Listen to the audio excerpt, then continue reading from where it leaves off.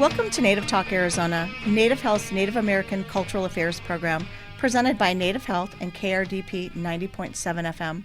I'm Susan Levy. The Native American Women's Conference is dedicated to fostering a vibrant community where Indigenous women come together to share, inspire, and create a supportive platform for networking, education, and empowerment. In the studio to tell us more today is Kimberly Dutcher and Alicia Manuel. Hello, Kim and Alicia. Welcome to Native Talk Arizona. Hi, Susan. It's great to see you again. I know. I always love seeing you. Hello. Welcome. I know this is new for you. It is, yeah. Thank you for the invite. You'll get the hang of it. It's super easy and very fun. So before we get started, Kim and Alicia, I'm going to ask you each to tell us a little bit about yourself and how you got involved with the Native American Women's Conference. And Kim, since you're sitting on my left, I guess I'll start with you. Wow. Thank you, Susan. I'm Kimberly Dutcher. I'm an enrolled member of the Navajo Nation. I've been a tribal attorney for most of my career, and I got involved with the Native American Women's Conference because I know two of the women that founded it, really. I've worked with them for several years, dating back, I think, as early as the 2011, 2012. And that's Lana Shonda and Katrina Hayeswood. And they reached out to me when they started doing the conference and asked me if I wanted to do a presentation, and of course I did. And I did so because what the Native American Women's Conference focuses on is leadership, career, and wellness. And, those topics are near and dear to my heart. So I've been involved for a couple of years and I'm happy to keep participating. Then last year, they asked me if I wanted to increase my enrollment and be a member of their board, and to that I gladly accepted. And now here you are. All Yes. right. And Alicia, tell us a little bit about yourself and how did you get involved? Yeah, thank you. So my name is Alicia Manuel. I'm Mexican and Apache from White Mountain Apache. My traditional name is Nailigi Dejone, which means beautiful sunflower. I am the founder and executive director of Three Precious Miracles. And I have been involved participating and supporting the conference for, I would say, about 6 years now, volunteering, and had the opportunity to provide some presentations on the work that I do. Wow. And I know you're both very well known in your circles. And I know Kim's been on before, and I know, Alicia, you're going to be coming on soon to talk about Three Precious Miracles. So I'll be excited to learn more about that then. So, Alicia, tell us a little bit, what is the Native American Women's Conference? I know Kim talked a little bit about it, but can you tell us anything else? So the Native American Women's Conference is a conference that we're going to be celebrating 10 years. Oh my and gosh, they have 10 years. Yeah. So it's 10 years. It seems really crazy because it seems like it was just like yesterday. I remember when it started. Yeah. Yeah. So we do a lot of presentations, round table conversations. There's 4 pillars that we focus on. So it's pillar 1 is health, wellness, and healing. There's 3 pillars: career and life purpose. And then the 3rd pillar is leadership, life, and financial planning. Okay. So every year we focus on those and how can we support our Native women and offering these unique pillars of education, training, and knowledge in those fields. It's grown tremendously. Like, I remember 10 years ago reading like it was just starting, and I don't know, how many are you expecting this year? I don't know which one of you knows the answer. A lot. Yes, we're expecting 350 women, primarily from the Southwest region of the United States. Wow. Okay, so when and where is the conference going to be? So the conference is going to be at Wickapah in Fort McDowell. It is scheduled for November 6th and 7th, so it's like right around the corner. Oh my gosh. Okay, and 350, that's a lot of people. And we're going to have a special healing circle on the evening of November 5th. Okay, so November 5th is, let me see what day of the week that is. It is, so Wednesday night, there'll be the healing circle. Correct. Is that just for attendees or is that open to anybody? I think that's for attendees only. Okay. All right. And so then registration is open, I assume, on the website, right? Yes. For people to attend. Okay, so Kim, what topics are going to be covered during the conference? Are there any keynotes or anything, I don't know, special? Yes, lots of special things. So Alicia explained to you the 3 pillars, and within those pillars, we've got some exciting things going on. We've got presentations on how to say no without saying no. I need that. Flexing your no muscle. We've got presentations on creative movement and dance to up your wellness game. We've got a special presenter who's going to be doing sound bowls for healing. We really have, we aim to get a variety of different presentations that will appeal to different tastes. And this year, our keynote speaker will be Bernadine Burnett. She was, and this is very special to us because she was involved with the conference from the outset. And Ms. Burnett is the former chairwoman for the Fort McDowell Yavapai Apache Nation. So we're very honored that she's going to be spending some time with us. Another special thing that we're doing this year that is new is we're doing a special elder celebration. We are accepting nominations for Elder of the Year from our participants and supporters and attendees. And we really want to put the spotlight on special elders that serve their communities as leaders, as keepers of tradition. So we're looking forward to that. And we're also going to do some fun programming. We're going to have a fun night, like a dance party and music, and just, a time for celebration and joy to celebrate. Something I do want to point out, Susan, is we are the Native American Women's Conference, but there will be, we welcome males at our conference, or what I say, men who support women. I did not know that. Yes. All right. And I'm really excited about that this year. Yes, absolutely. And a couple of our presenters will be males. Huh? And at the Elder Celebration, we're really honored to have Native Health's own COO, Deanna Sangster, who will be giving her remarks at that Elder Celebration. That's going to be awesome. I have a question, though. So, So when you were talking about the different pillars and the different topics that you're going to have, and I know this wasn't one of the questions I was going to ask you, but I'm going to ask. Maybe you know the answer. Do you have to pick a track? Sometimes at conferences you have to pick a health and wellness track. Can you go to anything you want, or are you picking a pillar? You can absolutely pick whatever you want to go to and attend. Okay. So if you want to pick wellness for one and then do something a little bit different, is totally fine. But the cool thing about Thursday, we're having round tables. So they're set up where you're going to be there for a certain amount of time, and then you can move over to another table that's going to provide some information on that too. Oh, cool. Kind of like speed dating. Yes, exactly. Exactly. That. Okay. And that what's really nice about the round tables is we encourage, different people and different presenters to participate. And the round table is a perfect format for them where they get their feet wet, so to speak. It's a small, intimate crowd of 10 to 14 people. So, you're not overwhelmed by presenting in front of a large audience. And it really helps up and coming presenters and, new people coming in to get their feet wet in a more intimate setting. Well, and you're also not intimidated as a participant in asking a question. Yes. A lot of people are uncomfortable asking a question in front of 200, 400 people. And then if you have 10 of you or, 10 people, you can ask your question and not be scared and think that it sounds stupid. Absolutely. Yeah. Okay, so Alicia, I know you've been involved with this for a bit longer. Do you have a favorite success story, like somebody that came and that loved it, or I don't know, something that you lay awake at night and go, wow, that was really a cool thing that happened at the conference? So something and somebody that has been really inspiring is an individual that came in as a volunteer. She actually was an awardee to be an attendee. So she attended as a awardee, started volunteering, then became a board member. Oh. So just her track of participation has increased, where it's really been really significant. And to me, that's so empowering, because you start off just kind of getting your feet wet, learning, and then just grow. It's just been really, really beautiful to see. That's awesome. And so what's she doing now? She is participating as a volunteer on the board. And she's also experienced tremendous job growth in her own right in what she's doing. She works for a local tribe and is doing exceptionally well.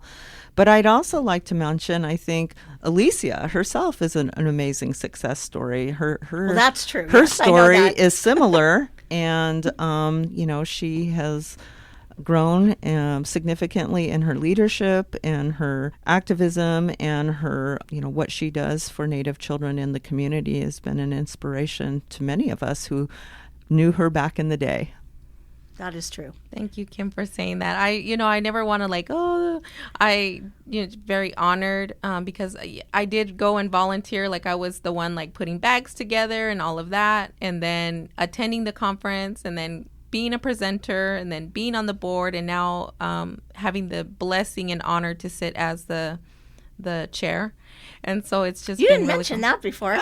I don't want to talk about it. But yeah, it's been a journey, and I've known Kim for a long time too, and she's always been so supportive, and it's really an honor to have her by our side for this conference. I mean, it's true. When you come in and you volunteer and you get more involved, you have a lot more invested and the growth and opportunities. And yes, I do know you're up for you always get awards. I see a lot of things about you, always about Kim too.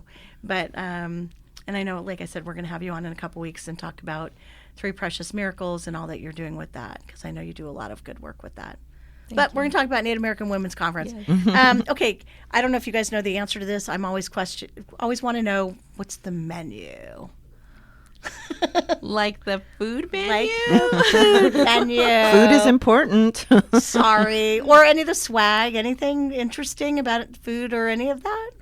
So this And year, you don't have to say if there is or isn't. So, culture is always important. And so for our elders breakfast, we did want to incorporate something indigenous. So we're actually speaking with the chef now to have some type of cultural indigenous food for our elder breakfast, because we want to honor our elders, but also have that cultural part to And it. the food out at Weekopah is so good. Yeah. That's Like, what oh I my gosh, heard. and what an amazing resort. Yeah. I was just there recently. It's really it's a peaceful locale, really. It's it's beautiful. You're removed a little bit from the city and Yeah.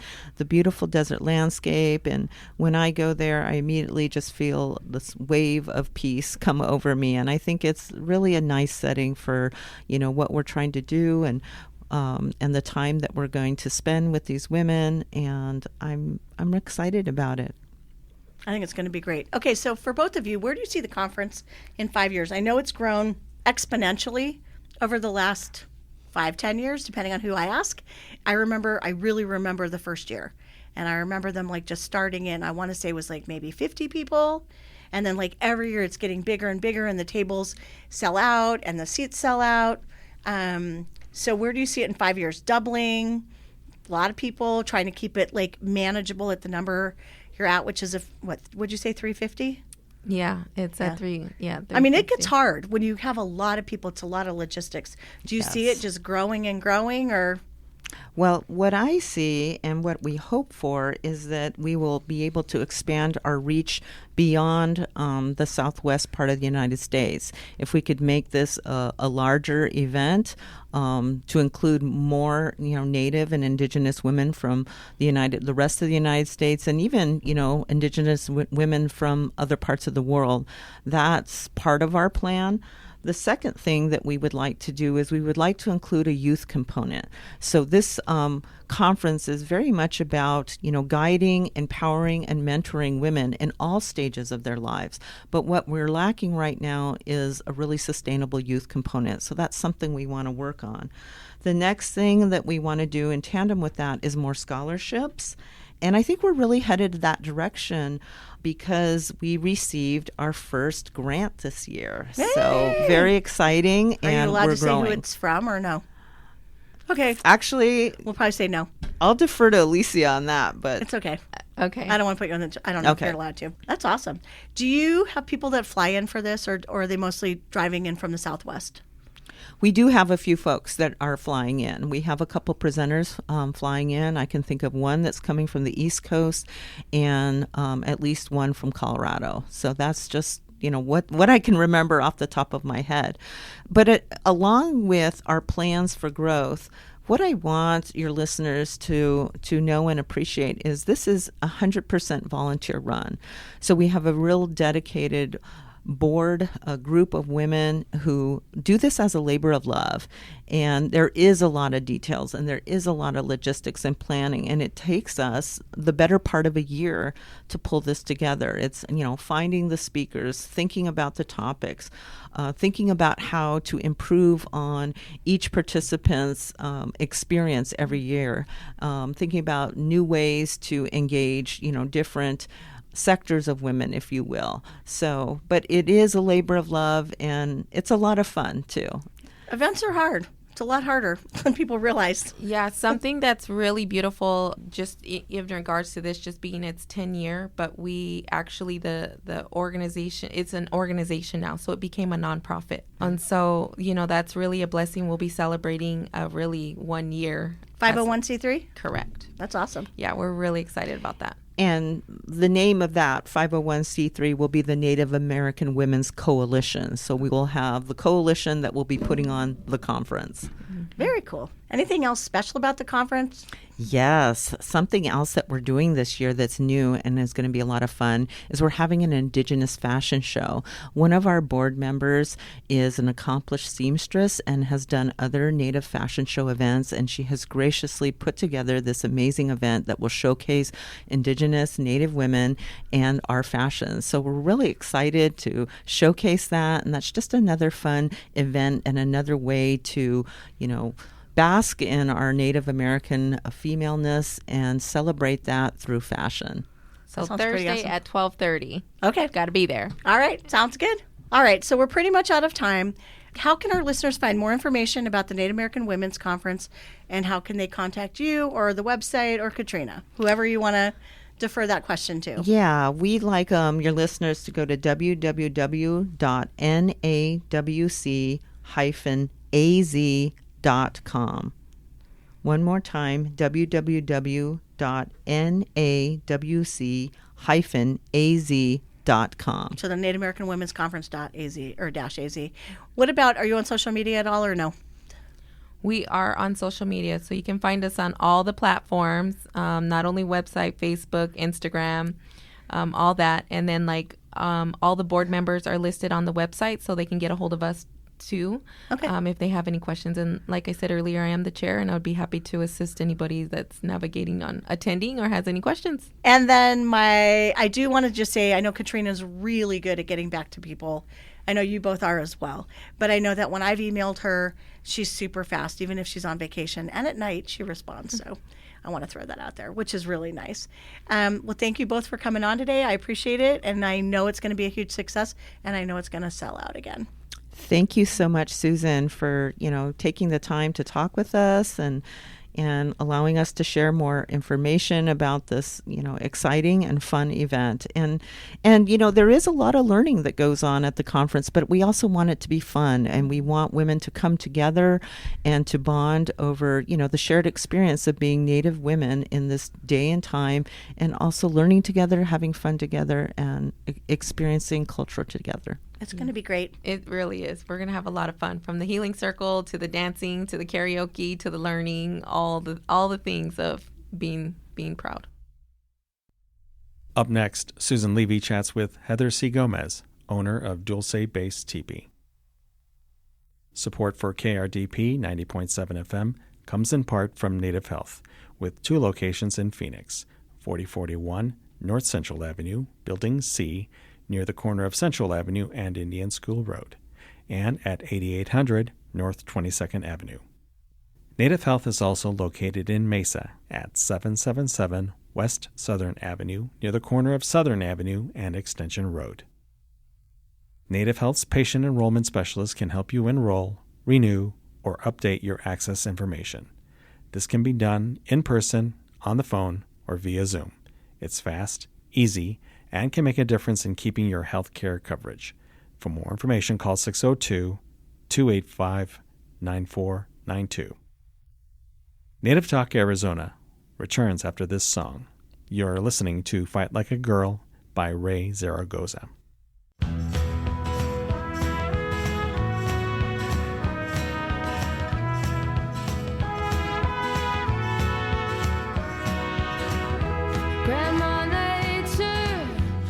Mother Moon, show me what to do when they are taking our rights away, policing our bodies. Easy, easy we go. It's repeating on and on.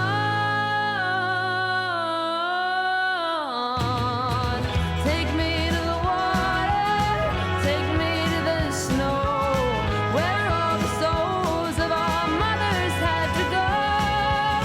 Take me to the street sights, teach me your battle cries. Take me to the front lines of the war, to fight like a girl.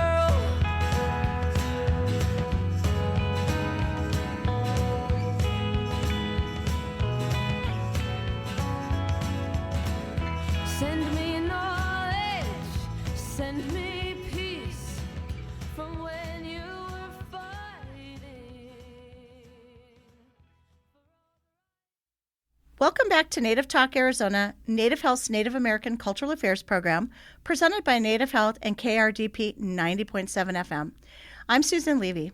On the phone today is Heather Gomez, owner of Dulce Base Tipi, offering a serene camping experience located in the mountains of northern New Mexico on the Apache Reservation. Heather, welcome to Native Talk Arizona. Thank you. Well, I'm super excited. So before we get started, tell us a little bit about yourself, your journey, and how you got interested in doing all of this.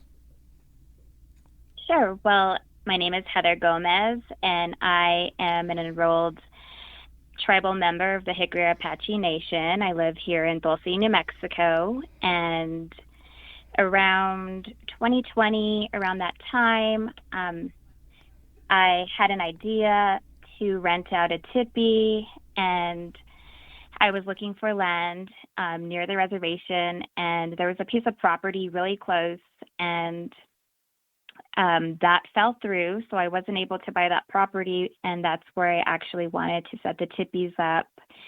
Fast forward 5 years later, I met my partner, Dustin, and we were dating, and he mentioned that he had a tipi, and as our relationship progressed, he ended up moving here, and we set the tipi up on Airbnb in 2022 during the fall season. So I just always wanted to have a place for tourists to come experience our culture. We don't have a lot of tourism attractions here on the Hickory Apache Reservation, so that's why I wanted to start this business. That's very cool. All right. So what does the name Dulce Base mean? Is there a name to it, or?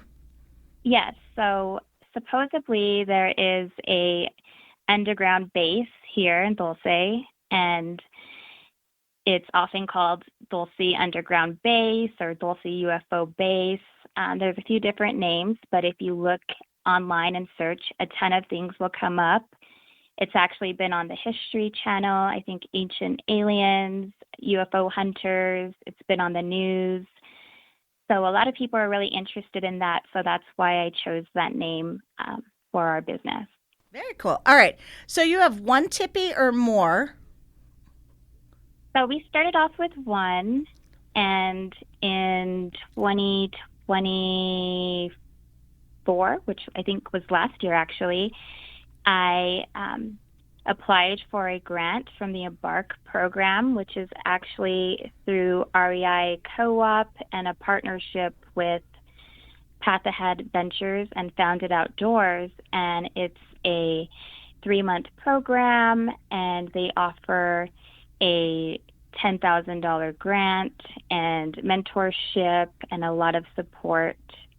So with that, I was able to purchase 2 additional tipis. So we have 3 on our property currently.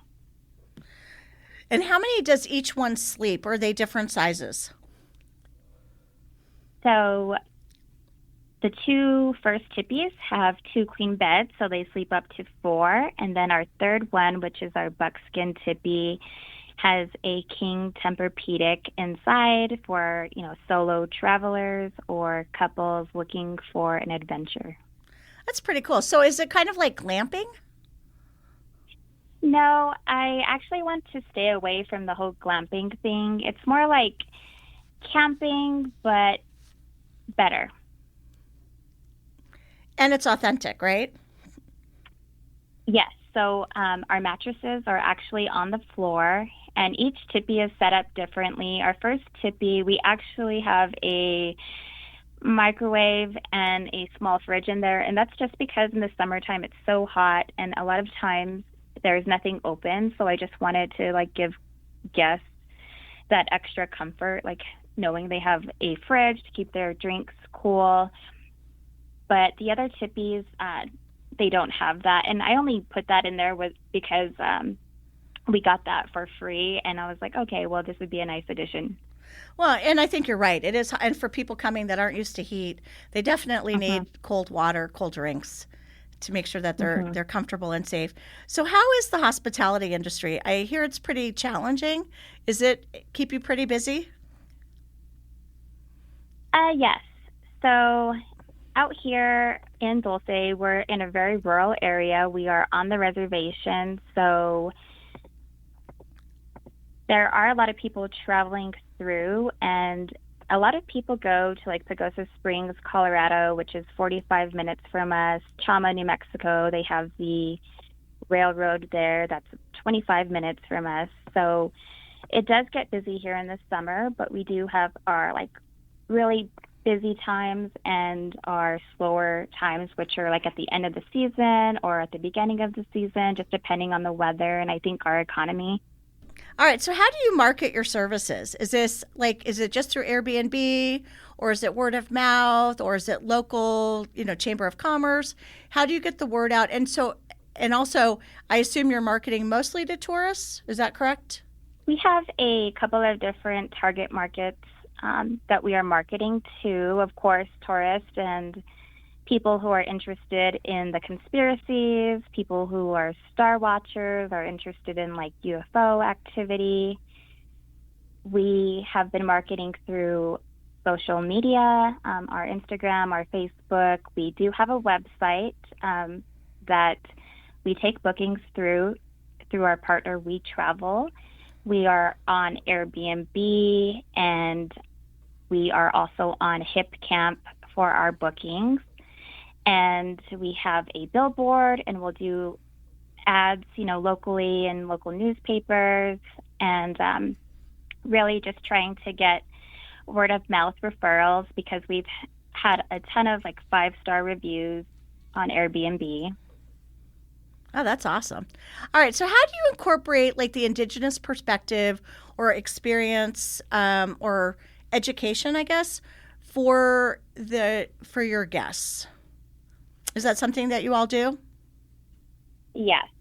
So when we have guests, I want them to feel welcomed. I want them to feel comfortable staying on a Native American reservation because most of our guests have never really stayed on a Native American reservation before. So inside, I like to put some reading material, different books on Hickory Apache culture, and I do recommend that they go to our local Hickory Apache Cultural and Heritage Center. I also do offer a Hickory Apache Res tour in addition exclusively for our guests. And we have a traditional hickory stew and fry bread meal as another option as well. I know, I saw that. That looks really yummy. So what is in the stew? So it's just traditionally beef, stew meat, potatoes, carrots, celery, onion, and our fry bread, which is made by one of our local favorite aunties. Oh, wow. And so has that been pretty popular with that in the tour?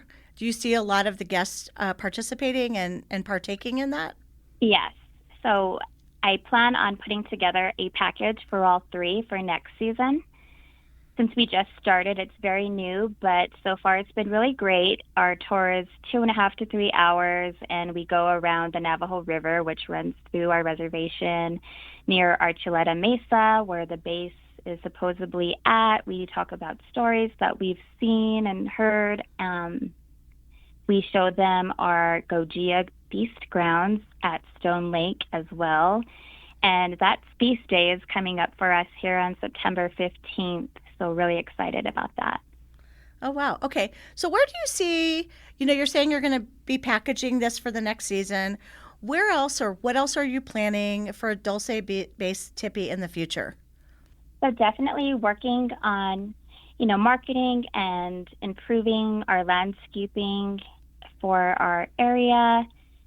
We also plan to do some kayak rentals next year. We have a few lakes out here on the Hickory Apache Reservation, and one of them is Mundo Lake, which is very beautiful for fishing, for trout, kayaking, small boats. So we're hoping to introduce that for our 2026 season here at Dulce Base Tippy. Wow, it's pretty exciting. Are you loving this? I am loving it. I love doing this. I love reading the reviews, and I just love knowing that I'm making a difference here in my community, opening up the doors for people who would have never been able to experience this without my business being here. Totally true.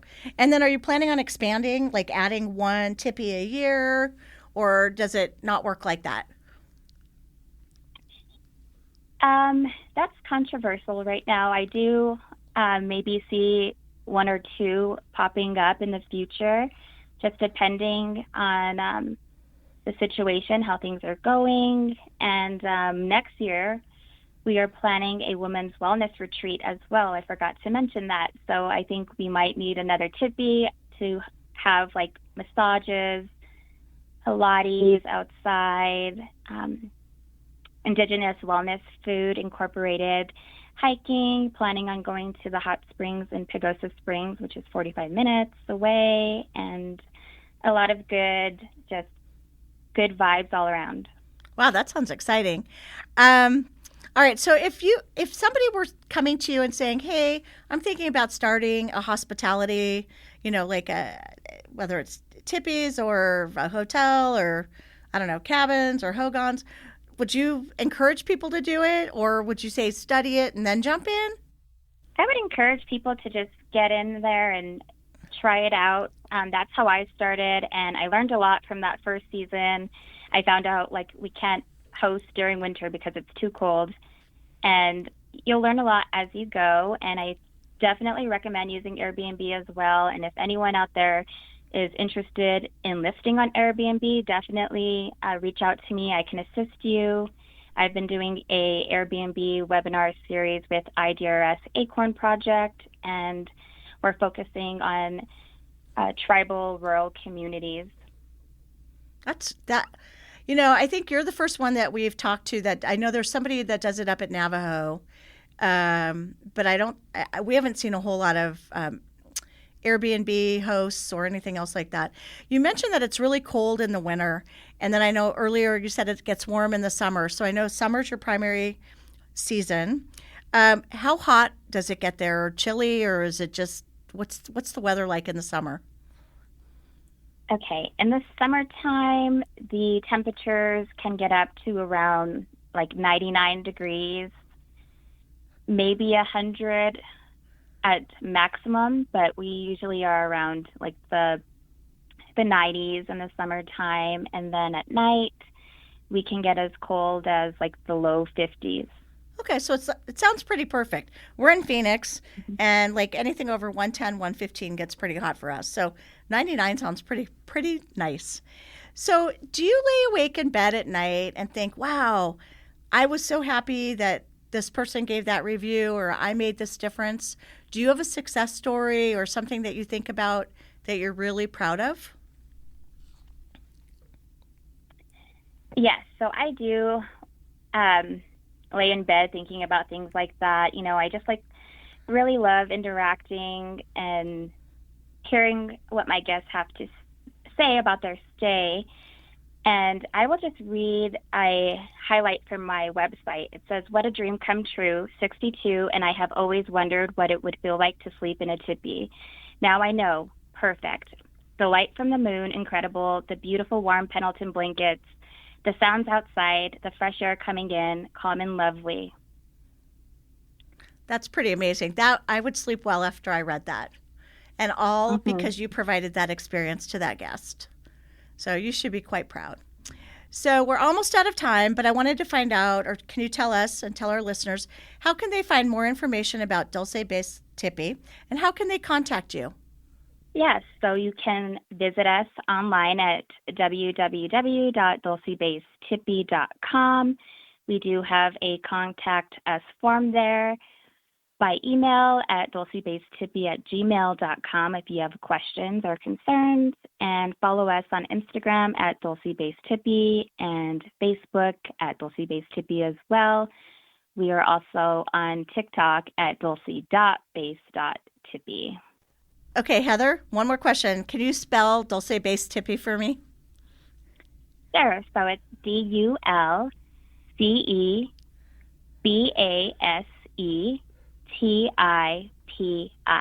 Perfect. All right, just in case anybody didn't know how to spell that.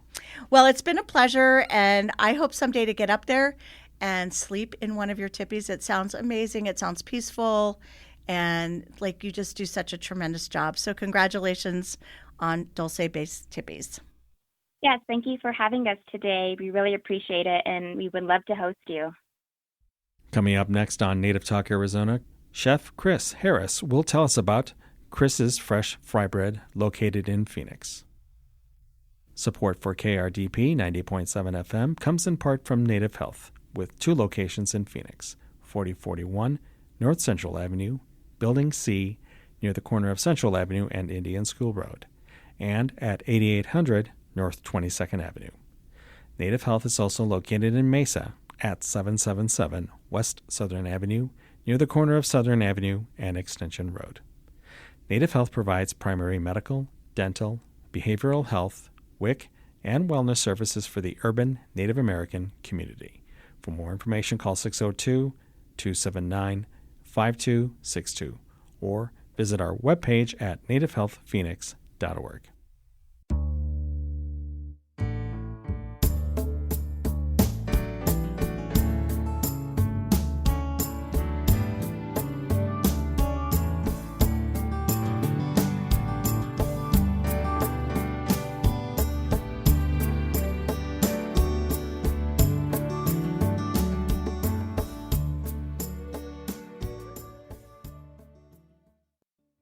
Welcome back to Native Talk Arizona, Native Health's Native American Cultural Affairs program presented by Native Health and KRDP 90.7 FM. I'm Susan Levy, and with us today in the studio is Chef Chris and the owner of Chris's Fresh Fry Bread located in Phoenix. I am super excited. Chris, welcome to Native Talk Arizona.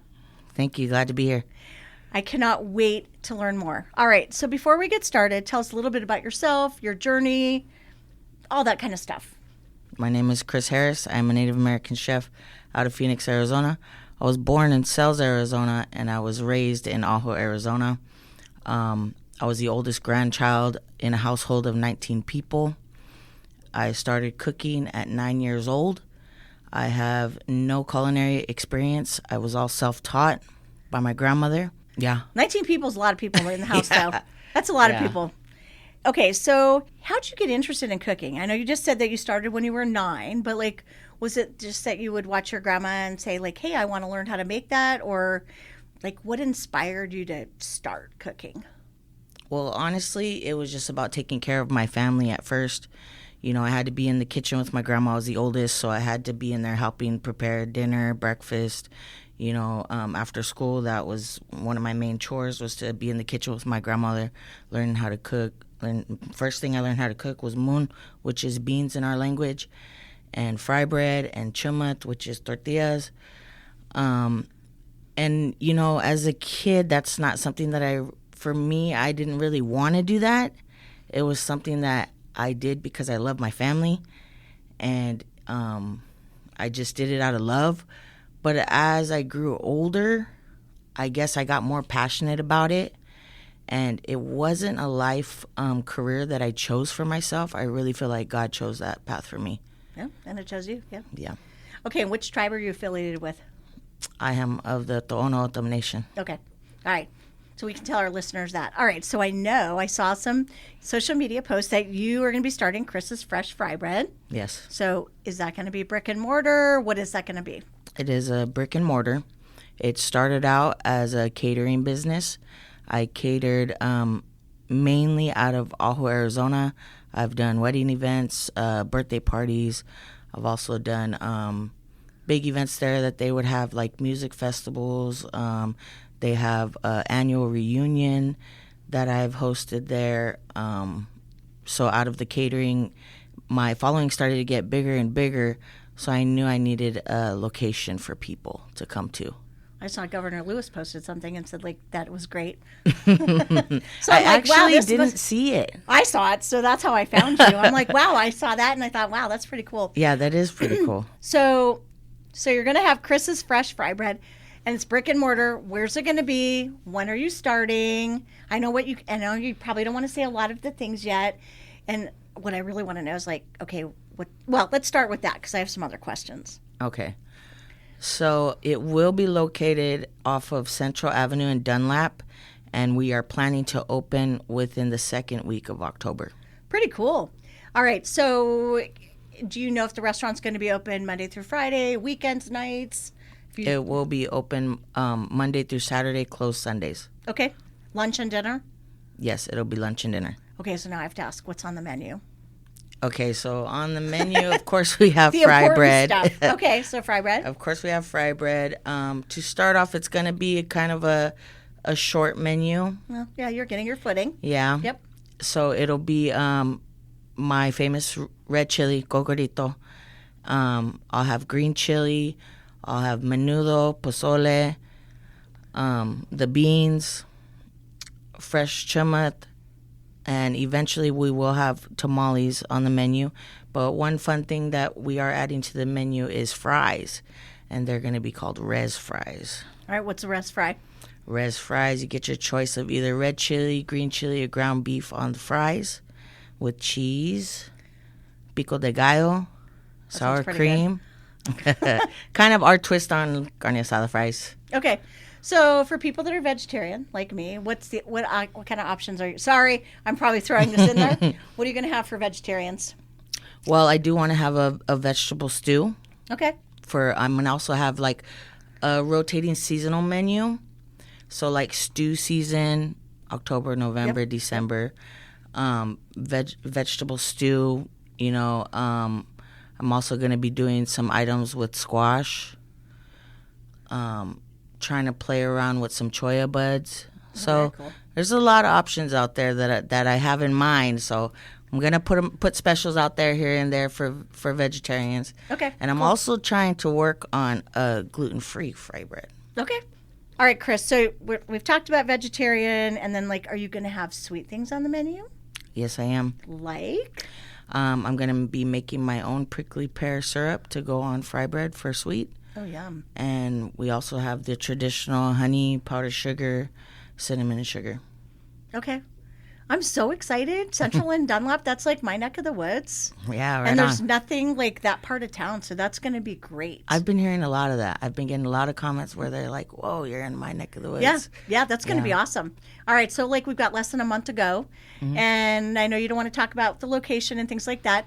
So it's brick and mortar, so will people be able to eat in, or is it takeout only? No, you can eat in. It's a quick service. Okay, so it's like counter service? Yes. Okay, very cool.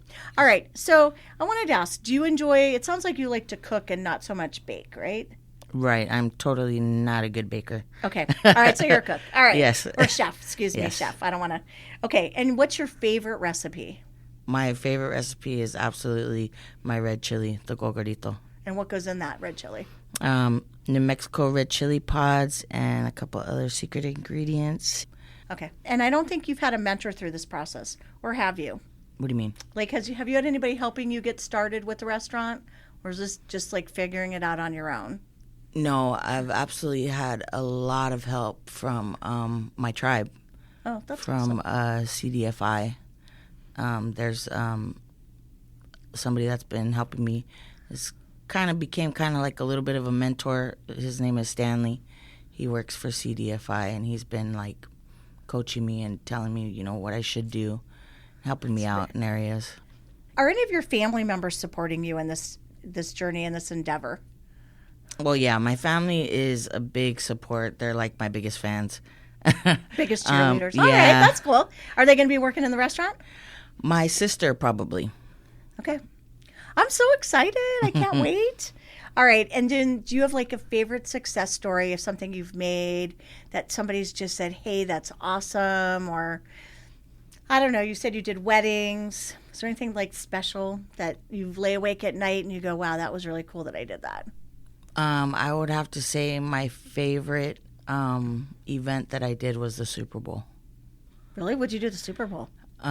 We hosted a banquet at the Super Bowl for 5,000 people. Oh my gosh. That's a lot of people. It was NFL Hall of Famers. It was really nice. That's a lot of Jason Derulo played as we served the food. All right. What'd you make? Red chili. So that's like your big thing. Yeah, red chili on little tiny fry bread, and beans, cheese, and lettuce on little fry bread. Oh my gosh. Doesn't that sound good? Yeah. Okay, so that is your special. I mean, that's what that Red sounds chili, like. yeah. You just keep going back to that, so I'm assuming that's it. Everybody raves about my red chili. I put a lot of prayers and love into my cooking. And you had 5,000 people at that event? Yeah, we cooked food for 5,000 people. And how long did that take you? It took Like you started the chili like a few days before? yeah, it took like a week in advance to start everything, prep everything, and then we couldn't cook it was outside the field. We couldn't cook there. So we had to pre-make everything and then warm everything up over there. So we couldn't fry the fry bread. And it was like I had to come up with a method of how to rewarm the fry bread and still make it taste like it's fresh out of the fryer. So how do you do that? Like hot boxes? What I did is I used a convection oven and I just warmed them up like on, I think it was 285 was the temp I used. Okay, and how many soup bowls was that? Like, did you just make like gallons and gallons and hundreds of It gallons? was huge vats of chili. It was like, I want to say at least 300 to 400 pounds of meat. All right, so that was a pretty busy week for you. Yeah, it was. It was very busy. It was. But what a compliment. rough, I yeah. mean, how many people are chosen to do that? Like none. Right. Like one, like you. Right. It was amazing. What a compliment. That's amazing. Yeah. All right, so do you have anything coming up, like maybe not of that quantity, but anything big? I do have an event this weekend. Okay. You don't have to say what it is. Yeah. But big? Yeah. It's not Not as 5,000. big as 5,000, but it is 250 people. Okay. So the restaurant will hold how many people? The restaurant has 14 tables at 4 seats at each table. What is that? Like 50 people. Okay. I am so excited. So we have a month to go. Red chili stew, but you're going to have stuff for vegetarians. And you have dessert. And are you going to make little fry breads or big fry breads? Or both? For the catering menu, I will have little fry breads. I do have a kids menu that is half the size of an adult size fry bread. Okay. So I do have that option. And then the fries sound really good. And what are those going to be called? Res fries. Res fries. All right. So, Chris, you have quite a social media following. What's your social media handle? And what do you post on your social media? I mean, I've been watching it, but for our listeners. So you can find us on TikTok, Instagram, and Facebook. And all of them are Chris's Fresh Fry Bread. KR or CH? KRIS. Okay. Fresh fry bread. Yes. Okay. And our social media is, yes, it does have a great following. And that is all kudos to my marketing manager, Angie. I did see a picture of the restaurant Shell, I think, a couple weeks ago, or maybe a week ago. Mm-hmm. And I was like trying to figure out where it is. So I can't wait to figure out. I can't wait to go. I mean, I'm serious. Like, I live a couple miles from there, and that's going to be awesome. All right. So we don't have a ton of time, but what do you plan for the future? I know you're opening the restaurant and you're catering. Is that the trajectory you're going on, or you're just going to keep doing that and growing, or is there anything else that you're thinking about?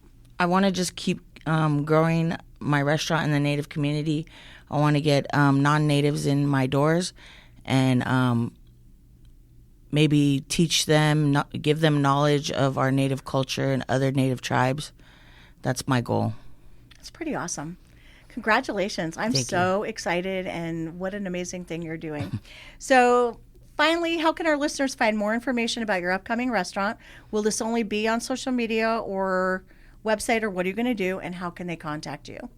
Right now, it's all social media. Okay, again, what are your social media handles? Chris's Fresh Fry Bread on Instagram, TikTok, and Facebook. KRIS. KRIS. Fresh Fry Bread, Fresh right? Fry Bread, yes. I found you, so I'm sure our listeners, if I could find you, I know our listeners can find you. Congratulations on the opening, or we're excited, and we can't wait to have you back on and use you for some of our catering. Right so on, congratulations. Thank you. Sapo.